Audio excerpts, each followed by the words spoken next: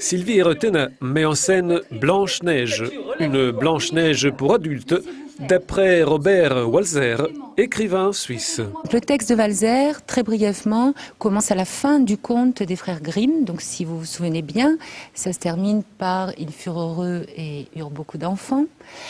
Sauf que Walser commence juste avant cette phrase. Les personnages sont encore dans le conte. Et au lieu d'en sortir, au lieu de conclure par une sorte de happy end, Walser, lui, commence juste avant. Les personnages n'arrivent pas à sortir du conte. Ils n'ont pas pu sortir du conte. Et donc, ils vont re-questionner à l'infini le conte. Est-ce que ça a eu lieu? Est-ce que ça n'a pas eu lieu? Donc, c'est une pièce très étrange, parce que la seule réalité qu'on a, c'est celle du conte, qui déjà est une fiction, hein, c'est une fable.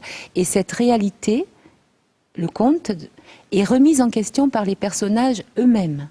Donc c'est une pièce qui tourne sur elle-même jusqu'à la folie, quoi. On perd pied, parce qu'on ne sait plus, la seule vérité est remise en question en permanence. Jamais aucune bouche d'homme n'a pu me profaner le contentement. S'il dit cela est d'ailleurs entre nous. Que serait un baiser du prince? Regardez-le, maman. Il n'a pas 3 mois le menton, c'est un petit garçon. Princier, c'est vrai. Comme le conte de frères Grimm, le thème central de la pièce de Walser évoque la difficulté à grandir, à sortir de l'enfance, à se libérer de l'adolescence, à rentrer dans le monde adulte, un théâtre de la parole. Le texte témoigne l'engagement poétique de l'auteur, ici cité par Sylvie Retena. C'est une phrase clé de ce projet. Il dit « Les sensations sont des flèches qui meurtrissent. Que faire des sentiments, sinon les laisser frétiller et crever comme des poissons dans le sable de la langue ?»